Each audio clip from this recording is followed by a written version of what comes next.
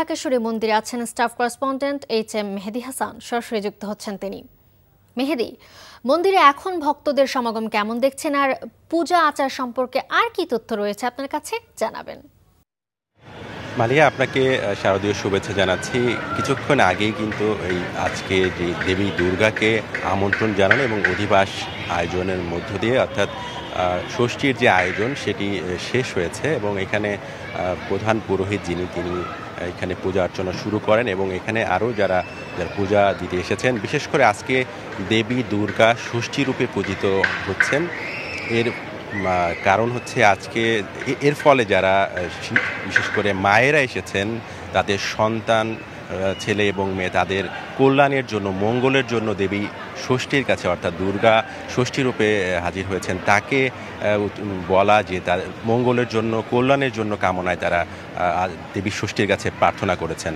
আজকে অধিবাস এবং আমন্ত্রণ জানানোর মধ্য দিয়ে যে পূজার যে আনুষ্ঠানিকতা, সাড়ম্বর আয়োজন সেটি শুরু হয়ে গেছে এবং এখানে কিন্তু সব ধরনের আয়োজনকে পূর্ণাঙ্গ করতে সব ধরনের নিরাপত্তা ব্যবস্থা, সব ধরনের আয়োজনের কোনো কমতি নেই। আমরা দেখেছি বিশেষ করে এখনও কিন্তু মানুষজন এখানে রয়েছেন, যদিও পূজার আনুষ্ঠানিকতা যেটি ষষ্ঠী সেটি শেষ হয়েছে। এর আগে গতকাল কিন্তু যে বোধনের মধ্য দিয়ে শুরু হয়েছে এবং আজকে ষষ্ঠীর আয়োজন এবং আগামীকাল সপ্তমীর যে আয়োজন সেটির মধ্য দিয়ে মূলত যে সাড়ম্বরে আয়োজন সেটি শুরু হতে যাচ্ছে। আজকে ষষ্ঠী পূজার পরেই যে প্রেস ব্রিফিং করেছেন এখানকার যে পূজা কমিটির যিনি প্রধান পুরোহিত, তিনি আশাবাদ করেছেন যে সামনে যদিও মরকে কথা সম্ভাবনা তিনি দেখছেন, তারপরও তারা কল্যাণ কামনা করেছেন এবং বিশেষ আচার করেছেন যাতে সব ধরনের সংকট থেকে আগামী বছরটি ভালো কাটে। তো এই ছিল আমার কাছে ঢাকেশ্বরী মন্দির থেকে সর্বশেষ।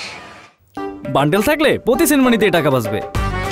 বিকাশ সেনমানি বান্ডেল কিনে জিতুন প্রতি লেনদেনে। ওটা তো ওরা আসলেই জানতে পারবো, তাই না? শোনো, টাকা তো চাইছে, 10,000 টাকার শর্ট আছে, বুঝছো? ধন্যবাদ। কত টাকা শর্ট পড়ছে সেটা বল। 10,000 টাকাই শর্ট আছে। আচ্ছা, সেটা মাথা ছুঁয়ে বলো। মাথা কি হলো? চুপ করে আসছো কেন? ভণ্ডামি, টাউটামি, জায়গা পাও না তুমি? তুমি কি জীবনে ভালো হবে না? শোনো, ভন্ড আর টাউট বলবা না, আমার ইগোতে লাগে। তুমি ওইটাই ঠিক আছে, ভণ্ডামি টাউটামি মানুষ করে, কিন্তু গার্লফ্রেন্ডের সাথেও কোনো কথা?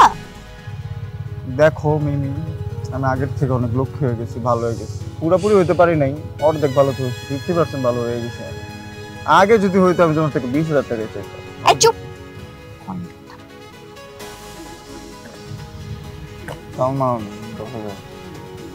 ঠিকভাবে বলো, কত টাকা শর্ট পড়ছে?